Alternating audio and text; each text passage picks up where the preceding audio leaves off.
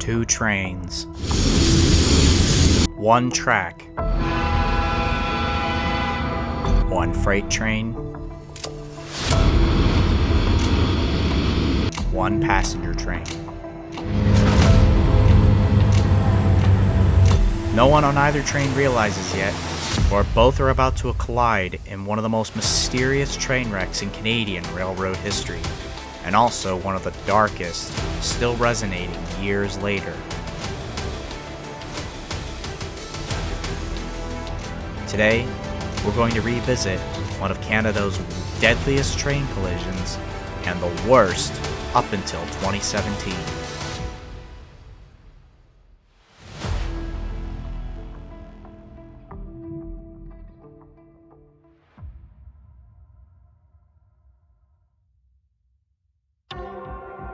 On February 8, 1986, Via Rail train number 4 was heading eastbound from Jasper to Edmonton, Alberta. This train was actually 2 named trains combined into one, the Supercontinental and Skeena. The first half was the Supercontinental, originating from Vancouver, consisting of 2 1950s vintage diesel locomotives, FP7 6566, F9B 6633, a baggage dorm car, a coach snack bar, and 2 sleepers. The second half was the Skeena from Prince Rupert, consisting of FP9 ARM 6300, a steam heat generator car, 1 baggage, 1 coach, 1 cafe lounge, a sleeper, and another steam heater car. The 2 rear cars were actually on their way to Edmonton for maintenance work. The 2 trains were combined as one in Jasper. Engineers Mike Pilasciati, age 57, and Emil Miller, 53, were in the lead locomotive. On board the train were 94 passengers, 14 stewards, and 7 crew members.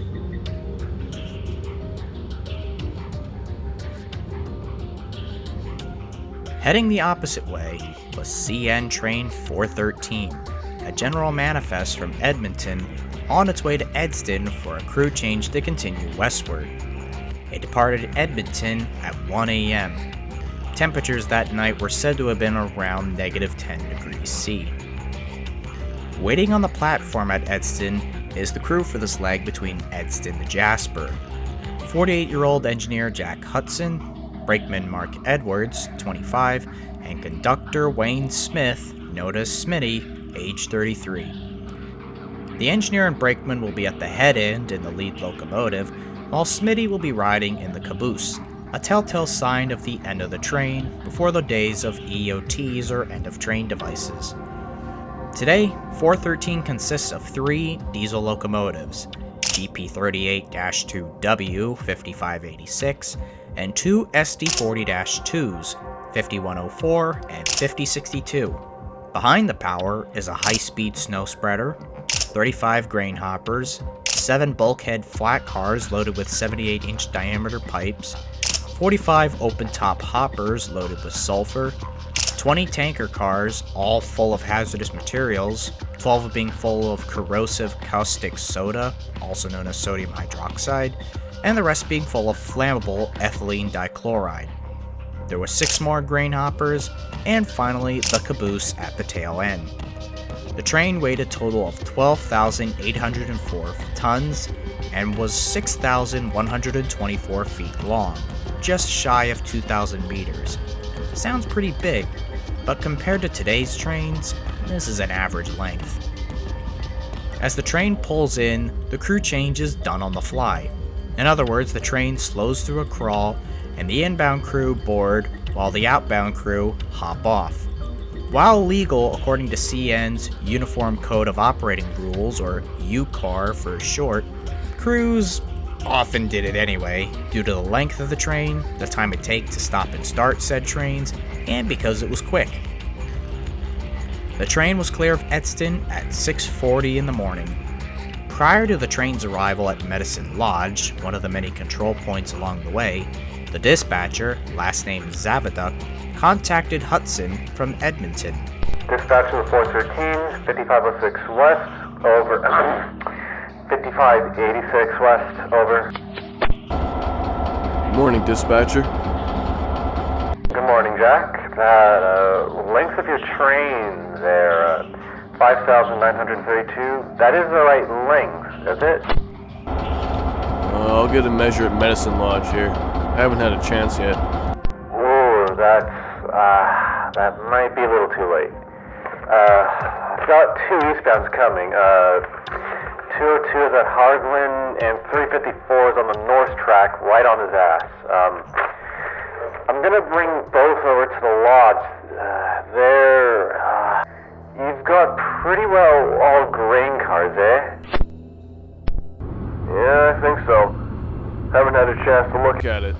It's just starting to get daylight here now. I think so, yeah. Yeah, it should be the right length, then.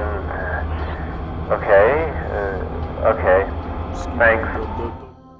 At Medicine Lodge, milepost 155.8 on the Edson sub, Hudson brought train 413 into the siding to the north of the main track to allow those 2 eastbound freights to pass.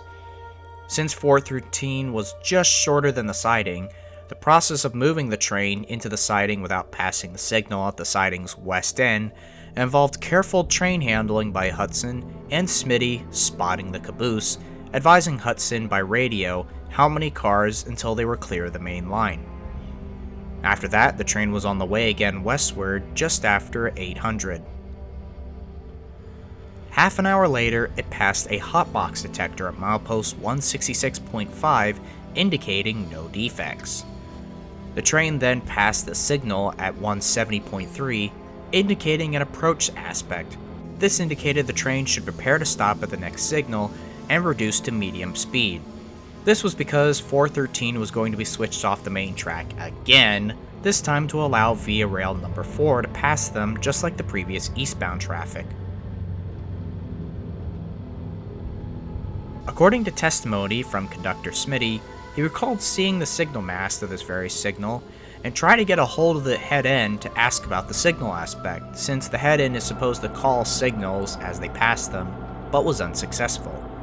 He even tried hopping radio channels to reach out to them, but got no response.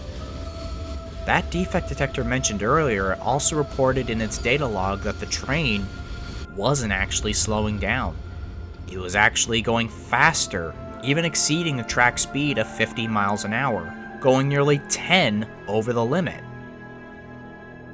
If it doesn't stop soon, it'll rejoin back onto the main line, straight into the path of the Via Rail train. Then the train crossed over a railroad crossing at the Obed mine. Again, according to Smith's testimony, he stated he didn't hear the train blow the horn for this crossing, but didn't exactly expect to hear it from that far in the consist. Finally, 413 was approaching the home signals at CP Dalehurst, indicating a stop aspect. The train should be coming to a halt, not passing said signal, but instead, it runs right past them and forces its way through the switch and back onto the main line, jamming the switch in the process from the enormous force and speed. Meanwhile, Via Rail number 4 is departing Hinton Station 5 minutes late, completely oblivious of the danger ahead. Passengers at that moment were either enjoying breakfast or chatting up with friends and fellow passengers, including World War II Royal Marine veteran Kenneth Cuddle, who was chatting up with another English veteran in the dome car. In interviews, he stated he glimpsed over the shoulder of his friend and noticed a flickering light ahead of the Via Rail train. Not knowing the track layout, he expected it was another train and they were going to pass by it later on. But 18 seconds later, as the light got closer and closer, the horrible looming reality began to unfold.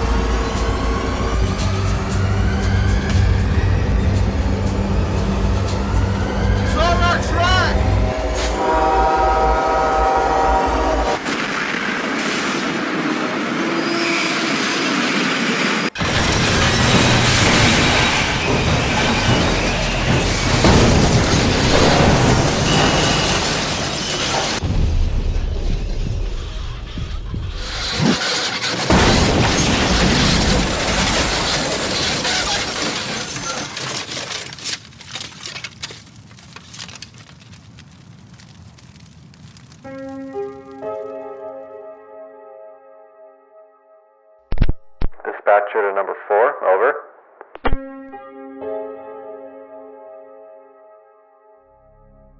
Hello, dispatcher. Dispatcher. 413 here, dispatcher. There was a meeting here. We're just over the switch and we're all over the bush here. I can't seem to raise the head end. You mean you're derailed?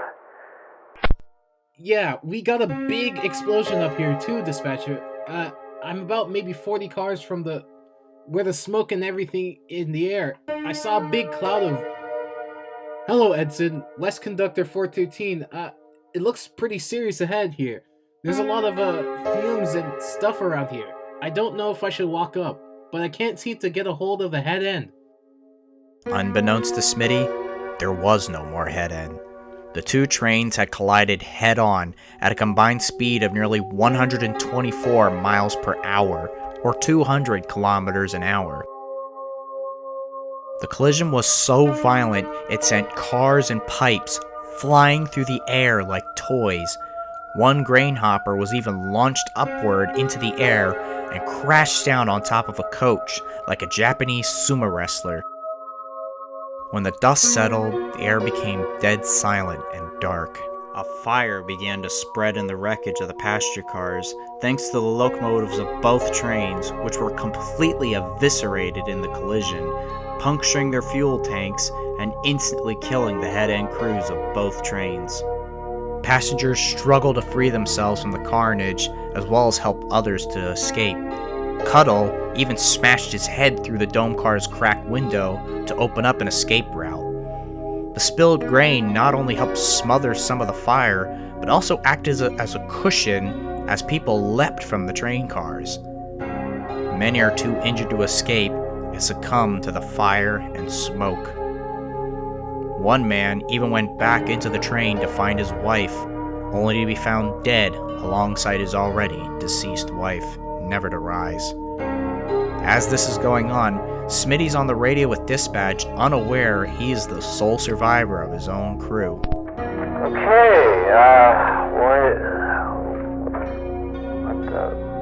was the signal at Dalehurst, when your head end called it? Pardon me? What was the indication on that, signal at Dalehurst? Well, I was calling him at the signal at Dalehurst a few times, and we've been having trouble with the radio on the way down, and he never called, and I felt the air set up, and he was in control of the train, and I kept calling him, there was no answer, and I tried on different channels, and so he could have gone through a red one, and I think he could have, I'm not sure. What's on your panel? Well, it should have been red on the panel. Well, he must have ran it, dispatcher, because I could not get a hold of him. I tried, and I've been having trouble, like even last night coming on the way down with the radios, and he just would, I'd get some static on the radio, and I figured he was, in control of the train, because I felt the slack run into the train. When he's setting it up, and then the air went, And all I could see was a huge ball of fire in the air. Okay, alright. Rescuers, including members of the Royal Canadian Mounted Police, descended on the scene 45 minutes after the crash. The remote area was found to be quite difficult to access. Even experienced officers that saw death in accidents or in warfare as soldiers before becoming first responders couldn't believe what they were seeing as they rescued survivors and recovered bodies. Some survivors were literally frozen from fear and the sheer horror that stood before them. Firefighters hosed down the wreckage in order to put out the fire. As this was going on, 2 officers of the Royal Canadian Mounted Police spot Smitty walking up to the head end with a radio in hand. Upon him asking about the condition of the head end crew, the officers knew they couldn't keep the truth from him. He would never see Hudson or Edwards ever again. This left Smitty in a state of shock and distress, according to officer testimony. In total, 23 people are dead. 71 are injured. It was Canada's worst train wreck since the Dugald accident of 1947 that killed 31, and one of the worst of all time until the 2017 Lakmaganti crash that killed 47. $30 million of property from both railroads are totally destroyed.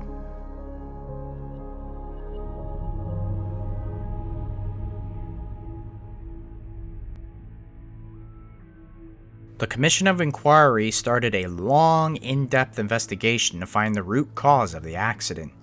The signals were tested and found to be in working order, as was the switches, which showed no signs of failure or sabotage. However, one end of the Dalehurst siding points were jammed after 413 forced its way through at nearly 60 miles per hour onto the main line, later crashing into the Via Rail train 18 seconds later. According to earlier transcripts and interviews, Smitty said that there was an issue with the radio where he couldn't reach the head end. Other crews also raised concern about this issue, as well from their own experiences, even stating how the Northern Lights are known to garble radio transmissions, but according to tests conducted by investigators, even with Smitty's own caboose radio, that factor was ruled out as impossible. So it all boiled down to the crews. CN's analysis of the events in the few seconds prior to the collision indicate that for almost 19 seconds prior to impact, both trains could have seen each other. When train number 4 first came into sight range of signal 173, that signal would have been giving a clear aspect, but within a second it would have gone red as a result of 413 fouling past the Dalehurst switch and sidings. Two passengers stated they saw the red signal sufficiently prior to the collision and that they would have had time to react by applying an emergency brake. Another recognized train number 4 and 413 were on the same track and had enough time to yell out a warning prior to collision.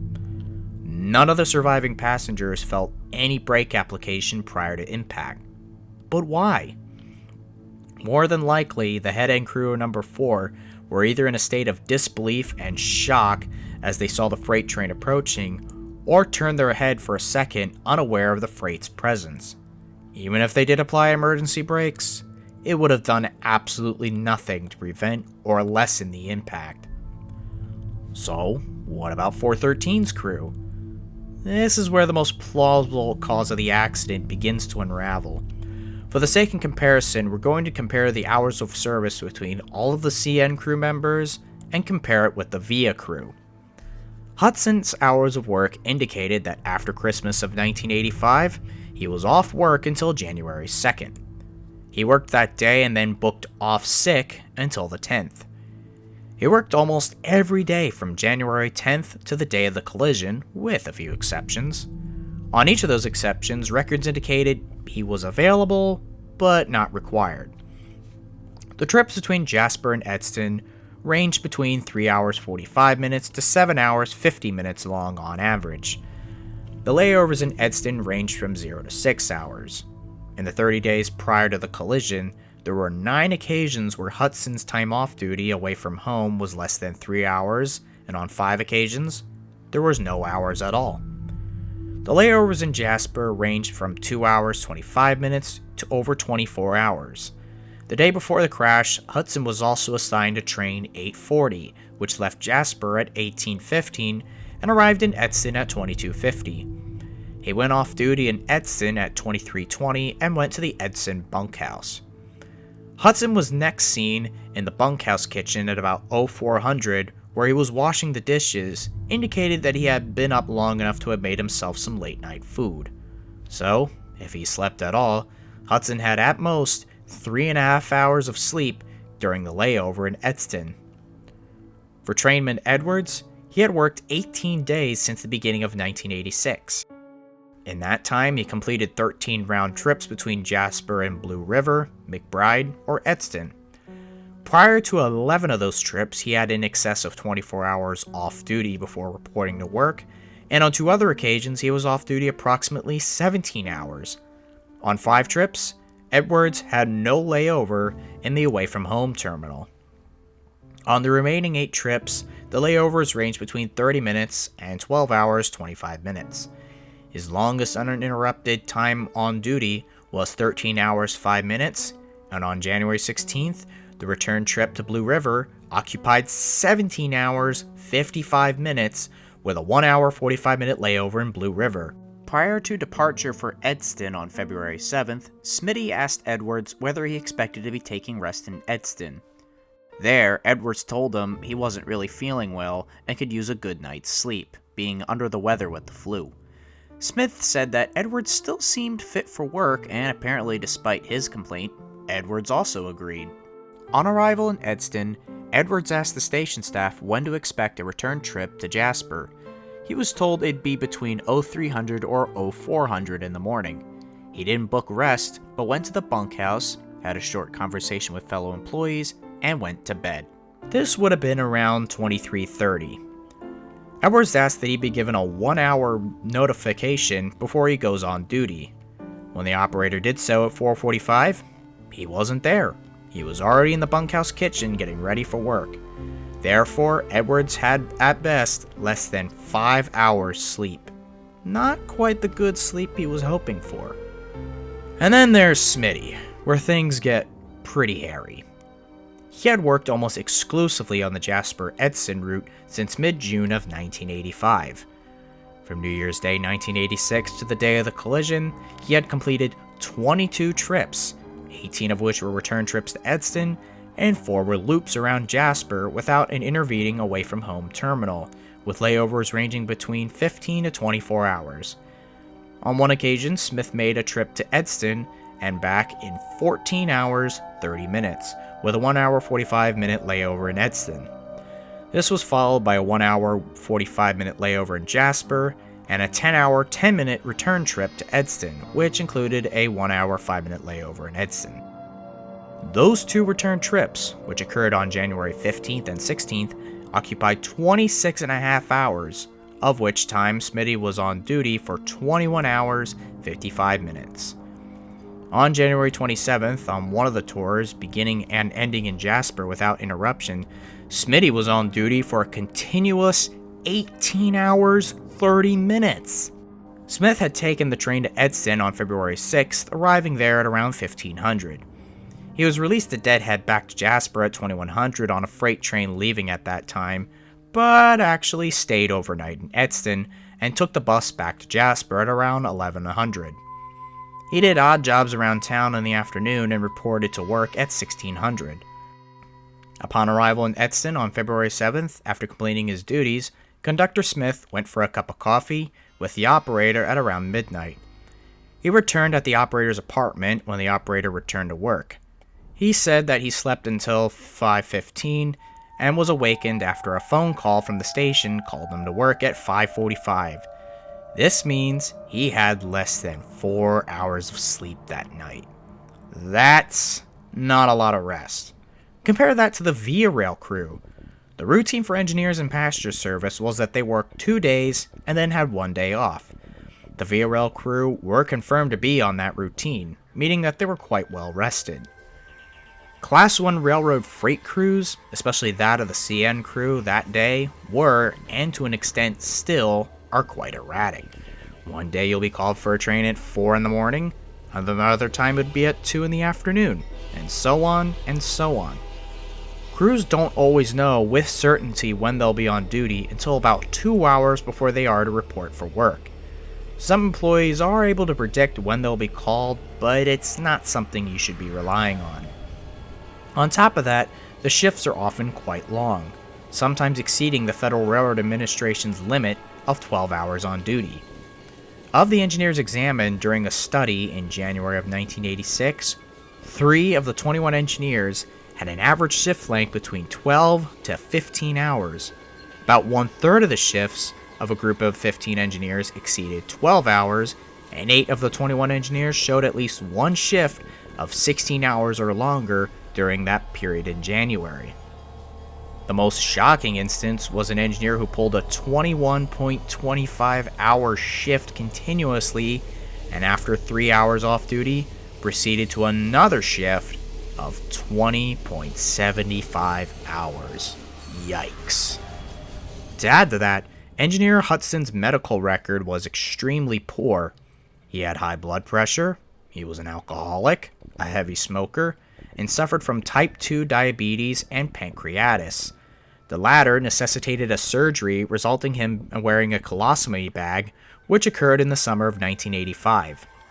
CN, however, made little effort to follow up on his medical record and alcoholism, so it's likely he could have suffered a heart attack, stroke, or been in diabetic comatose just before the accident. But if that was the case, why didn't Brakeman Edwards take action? On the conductor's side of the locomotive is a brake lever that, when pulled, puts the train into emergency stop. Contrary to popular belief, the conductor is in charge of the train, regardless of how much more experienced the engineer is. Investigators concluded he was likely fast asleep in the cab, not just because of the lack of adequate rest, but the constant riding over the same stretch of rails over and over again in the form of a so-called highway hypnosis, only it's train tracks instead of road. This very likely could have made him asleep on the job. However, there's a safety switch known as the dead man's pedal on the engineer's side. This foot pedal must be depressed at all times during operation to prevent the train decelerating to a stop. It was a safety system implemented after accidents like the mysterious Newark Bay Bridge accident in 1958 on the Central Railroad of New Jersey. However, this system was proven to be uncomfortable for crews and very easy to defeat, as anything heavy enough, such as a coupling knuckle or bag, could be put on the pedal to keep it pushed at all times. None of these theories could be proven though, as the lead locomotives of both trains were totally destroyed. So then it all falls down to Smitty. Why didn't he stop the train? In cabooses, there's a little whistle that hisses upon brake applications as the air pressure reduces to apply the brakes. Some older passenger cars have something similar. However, it was found to be a nuisance for crews, and more often than not was muted with rope or adhesive tape to muffle the noise, hence why Smitty in testimony stated that he quote-unquote felt the slack action of the train's brakes applying, only that was actually more or less the gradient of the territory doing that. He stated he constantly tried to contact the head end. However, some train crews on other trains and other employees tuned into the radio channels deny that such a thing ever happened. And if he couldn't reach the head end, there was a brake cord similar to that on the conductor's side of the lead locomotive that could have been pulled if there was any communication breakdown, but he never pulled it. According to Smitty, he said he felt like the train was still in control, and that some of the static he supposedly heard was probably the crew trying to talk to him. Other expert opinions state he was probably just as drowsy and sleepy as the rest of the crew, leading to investigators labeling Smitty's post-crash testimony as unreliable and contradicting. But what do you think? The inquiry on the accident was published in December 1986, numbering over 205 pages. While a definitive concrete cause of the accident wasn't found, the main factors were still listed. First, Hudson's failure to acknowledge and follow the signal aspects, likely due to his poor medical background that led to him likely being incapacitated. Second was the crew not having adequate rest prior to the accident, which led to the brakeman failing to intervene and stop the train should anything happen to Hudson. And third was Smitty failing to follow operating procedures by stopping the train via the emergency brake valve in the caboose if he couldn't reach the head end. In a testimony, he even remarked that the head end crew was likely asleep. This led to Smitty being sacked from Canadian National on July 25, 1986. The United Transportation Union appealed Smith's dismissal almost a year later, and when CN declined the appeal, Michael G. Pisher of the Canadian Railway Office of Arbitration ruled in Smith's favor, stating that he should be reinstated to CN in a position other than conductor, after Smitty tearfully expressed remorse for his role in the crash. His current whereabouts are unknown, but it's probably for the best that it's left in anonymity. The crew of CN 413, though, weren't the sole cause of the wreck, nor should they be regarded as such. CN knew about Hudson's poor health and alcoholism, but failed to follow up on infractions and operating rule violations within CN. Reset Safety Control was a safety system that was around at the time of the accident. On a set time interval, a loud, almost obnoxious sounding alerter goes off in the cab. This must be acknowledged by the engineer by pushing a reset button, blowing the horn, moving the throttle, or the brake lever, and if none of the following occurs after a set amount of time, usually 10 seconds, it'll trigger an emergency brake application thinking that the engineer is asleep. A constant nuisance for crews? Perhaps. But does it do its job to keep the crew alert? Absolutely. None of the locomotives involved in the crash had such a system. Had the 5586, the lead unit of the CN train, been equipped with such technology, the accident could have been avoided. Following the accident, the remains of most of the rolling stock and all the lead locomotives involved in the pileup were scrapped.